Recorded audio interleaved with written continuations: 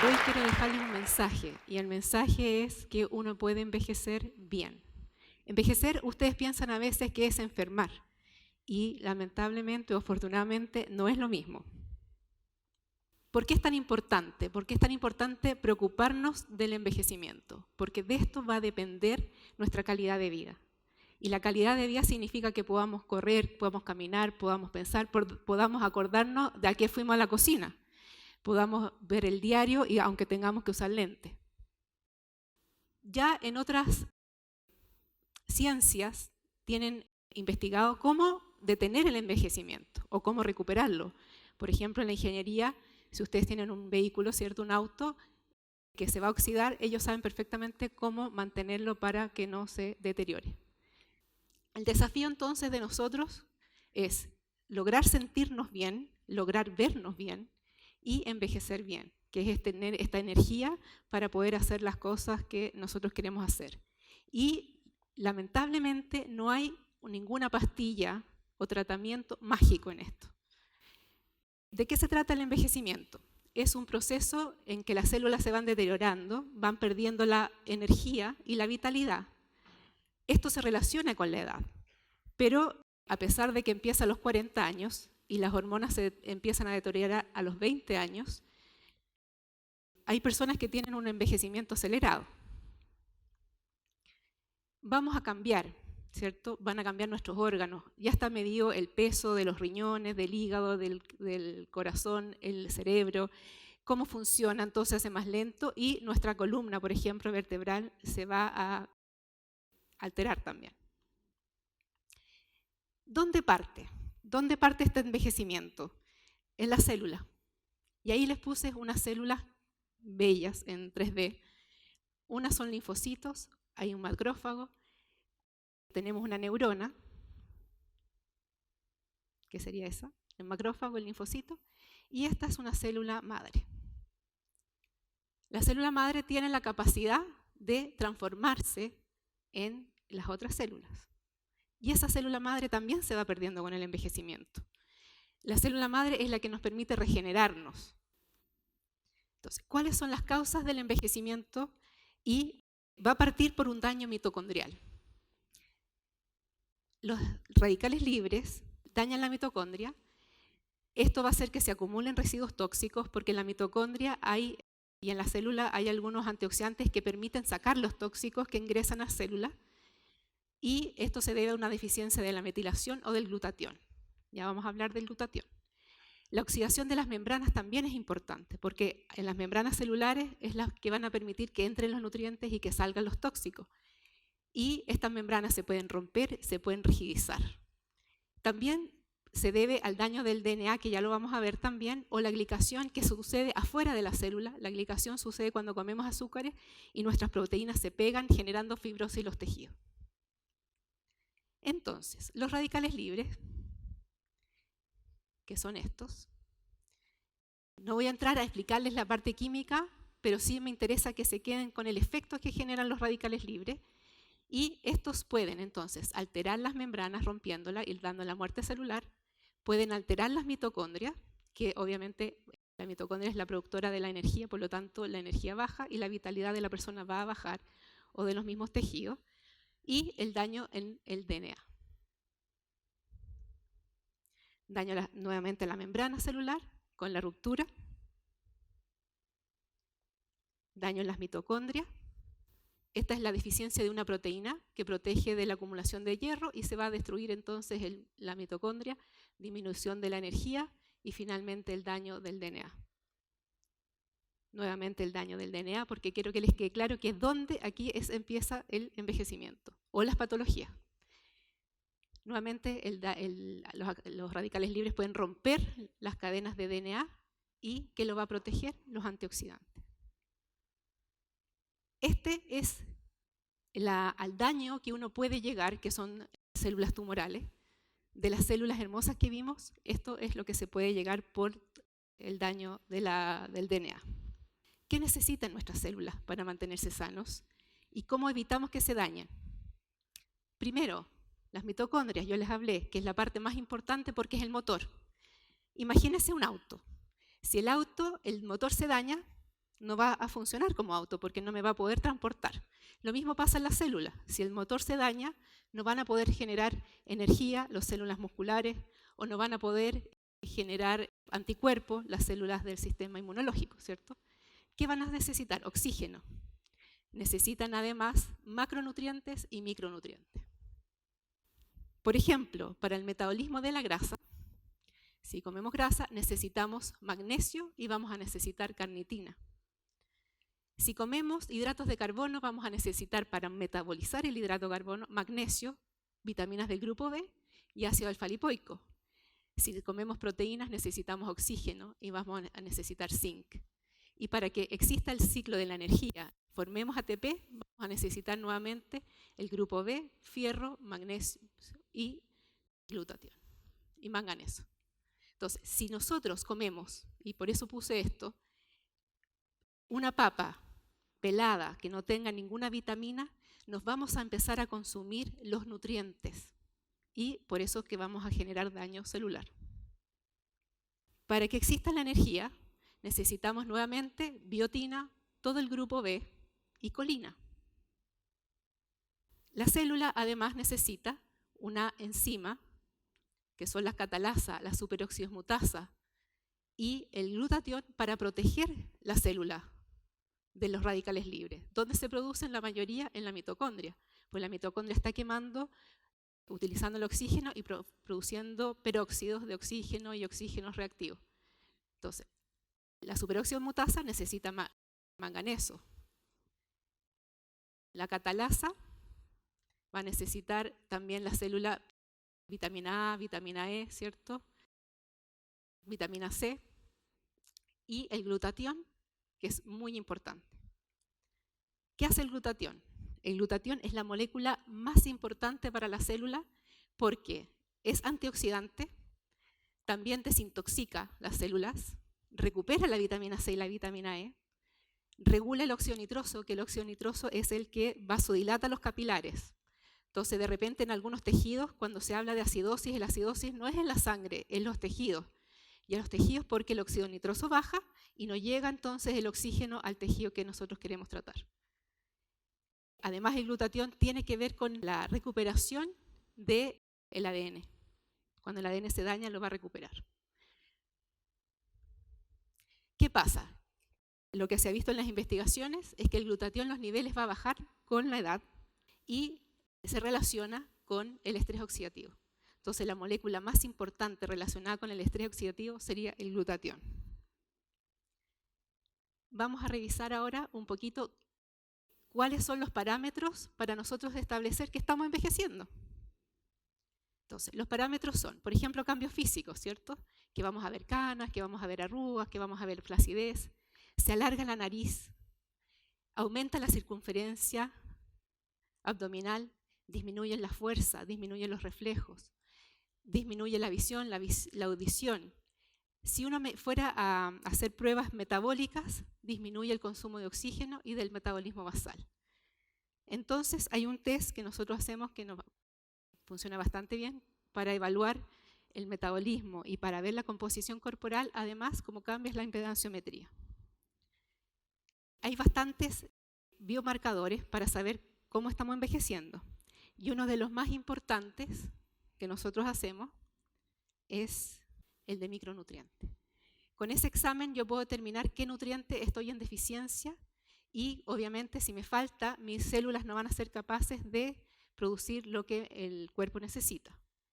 También hay test que nos dicen cómo está la respuesta inmunológica. Toda la parte hormonal es muy importante, como les decía, porque además se puede reponer en este minuto con hormonas bioidénticas. En esto es muy importante la hormona de crecimiento, el DEA, bueno, los niveles de testosterona, estradiol, melatonina, cortisol y progesterona. Cuando nosotros reponemos estas hormonas es muy importante porque las personas pueden prevenir patologías. Cuando las hormonas disminuyen, por ejemplo, una cosa que va a aumentar es los niveles de colesterol. Entonces, a través de mejorar las hormonas, que la persona se va a sentir mejor, yo me puedo ahorrar o mejorar el tratamiento de las respuestas de los tratamientos de colesterol. Después, hay test genéticos que es muy importante. En Chile hay algunos ya que se pueden hacer Y de esto el más importante para saber el envejecimiento, porque los otros son para patología, es la telomerasa. Además, con esto yo puedo saber, puedo controlar, por ejemplo, medir la telomerasa como está el día de hoy, hacer mi tratamiento con antioxidantes o nutrientes y controlar cómo ha mejorado. Después hay biomarcadores digestivos, biomarcadores metabólicos, biomarcadores que son de inflamatorios, que son muy importantes para el envejecimiento, porque me va a permitir establecer si yo tengo o no tengo inflamación silente, que también causa deterioro y un envejecimiento acelerado. Los digestivos y los metabólicos son importantes para prevenir patología, no tanto por el envejecimiento, sino para saber si estoy haciendo alguna patología.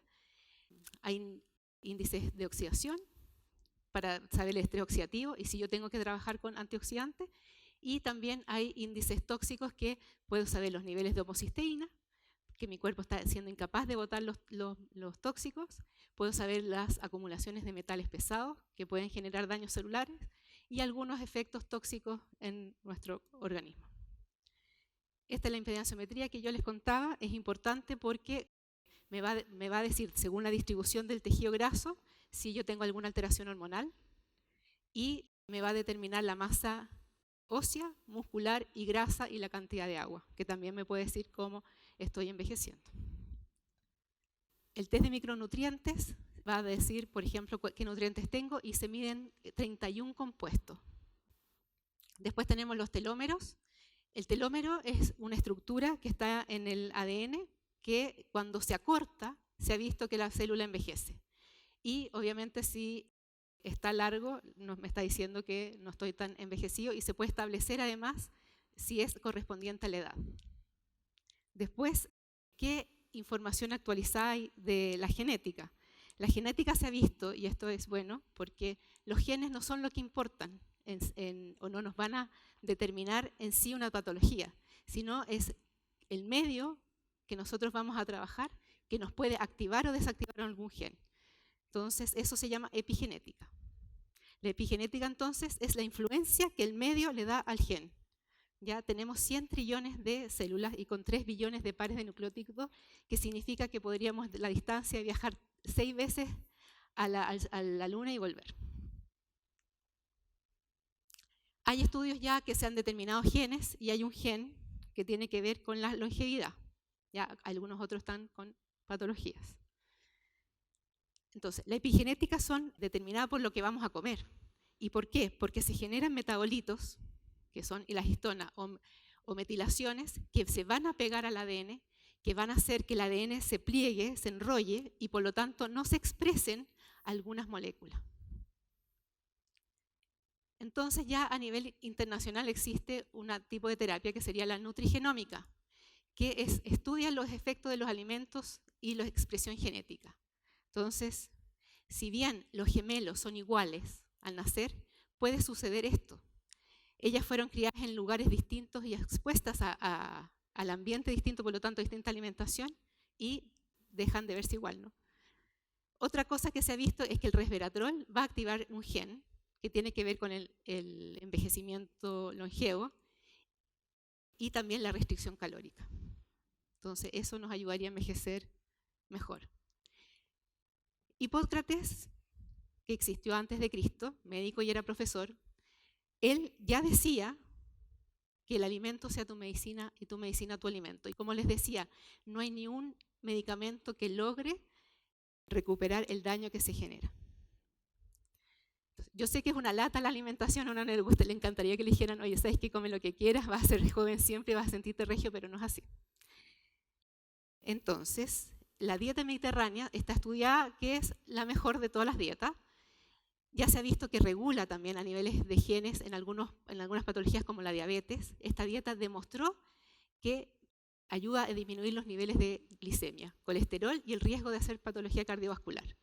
A mí yo la que recomiendo es una dieta mediterránea también, que es la de Dr. Sears, que además no es solamente la calidad de la dieta, sino un poquito las cantidades de proteínas con hidrato de carbono y grasas que él midió en sangre y vio que las glicemias se mantenían estables por los niveles de hormonas. Es la única que está probada científicamente. La alimentación, que tenemos que cuidar. ¿Y dónde parte? Cosas simples.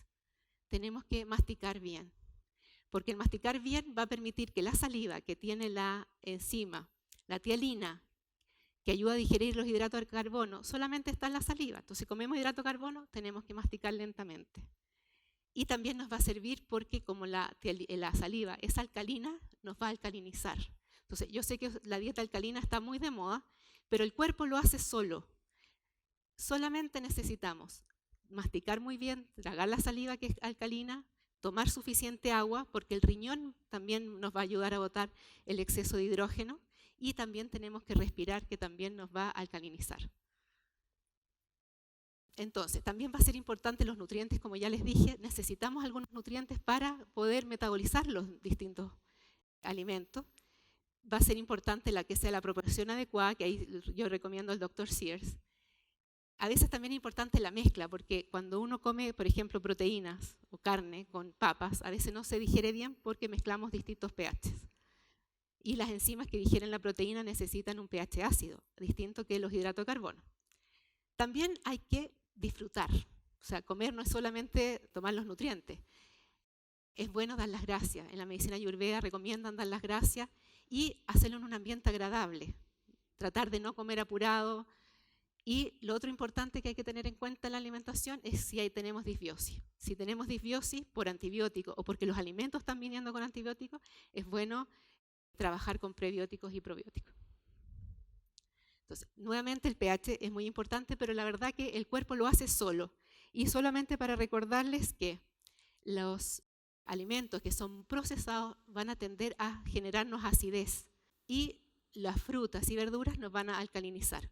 Pero si uno va a comer alguna de estas cosas, es bueno entonces incorporar a la dieta, que yo les digo a mis pacientes, bueno, si vas a comer hamburguesa, bueno, agrega una fruta de postre, ¿cierto?